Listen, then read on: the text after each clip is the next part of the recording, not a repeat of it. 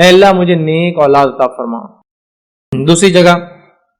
سورہ آل عمران کی آیت 38 میں زکریا علیہ السلام کی دعا اللہ رب العزت نے نقل کی اور فرمایا رکھا ربی حب لی من لدنک ذریۃ طیبہ، اے اللہ مجھے تیری طرف سے پاکیزہ اولاد عطا فرما، انک سمیع الدعاء، یقیناً تو دعاؤں کو سننے والا ہے۔ تو یہاں دیکھیے دو انبیاءوں نے اولاد کی نعمت کو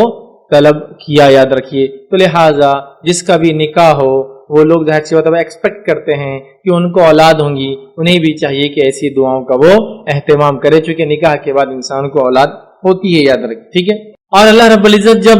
لوگوں کو اولاد دے دیتا ہے تو لوگوں میں سے کچھ لوگ، یاد رکھیے، یا تو اولاد ہونے سے پہلے یا نہ ہونے کی شکل میں، یا تو اولاد ہونے کے بعد رب العزت کے ساتھ شرک شروع کر دیتے ہیں، اور اس بات کی گواہی خود قرآن نے دی، یاد رکھیے، یہ بات میں اپنی طرف سے نہیں رکھ رہا ہوں، قرآن میں اللہ رب العزت نے اس بات کو وضاحت کی، مطلب یہ نعمت جو دی جاتی ہے اس نعمت کا شکرانہ ادا کرنے کے بدلے کبھی کبھار ہم کفر کر بیٹھتے ہیں، کبھی کبھار ہم شرک کر بیٹھتے ہیں، چاہے اس کے نہ ہونے کی وجہ سے یا اس کے ہونے کے بعد۔ اللہ رب العزت نے انسانی فطرت کا ایک خاکہ کھینچا، یا چند لوگوں کے تعلق سے بات بیان کی، یا وہ لوگ جو اللہ پر ایمان کا دعویٰ کرتے ہیں لیکن سچے نہیں ہوتے ہیں، شرک کرتے ہیں، ان کے تعلق سے بیان کیا۔ سورہ اعراف سورہ نمبر 7 آیت نمبر 179 189 اور 190 190 میں فرمایا رکھا اور اللہ تعالیٰ ایسا ہے جس نے تم کو ایک تن واحد سے پیدا کیا، ایک جسم سے پیدا کیا، مطلب آدم علیہ السلام سے پیدا کیا،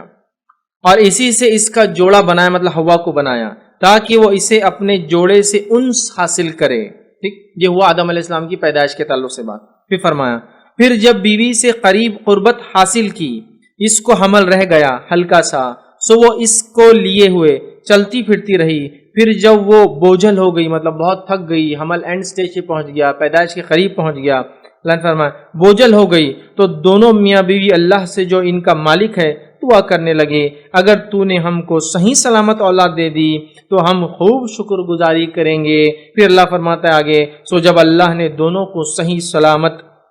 اولاد دے دی تو اللہ کی دی ہوئی چیز میں وہ دونوں اللہ کا شریک قرار دینے لگے، سو اللہ پاک ہے ان کے شرک سے۔ تو انسانی فطرت کا ایک خاکہ کھینچا، جب اللہ سے انسان نعمت مانگتا ہے، رب العزت اس کو اولاد کی نعمت دیتا ہے تو وہ تب تو کہتا ہے اللہ سے نظر مانگتا ہے، اللہ اگر تو اولاد دے دے صحیح سلامت تو ہم تو تیرے شکر گزار بندے بنیں گے۔ لیکن جب اللہ اولاد عطا فرما دیتا ہے تو یہی والدین پھر اللہ کے ساتھ شریک ٹھہرانے لگ جاتے ہیں،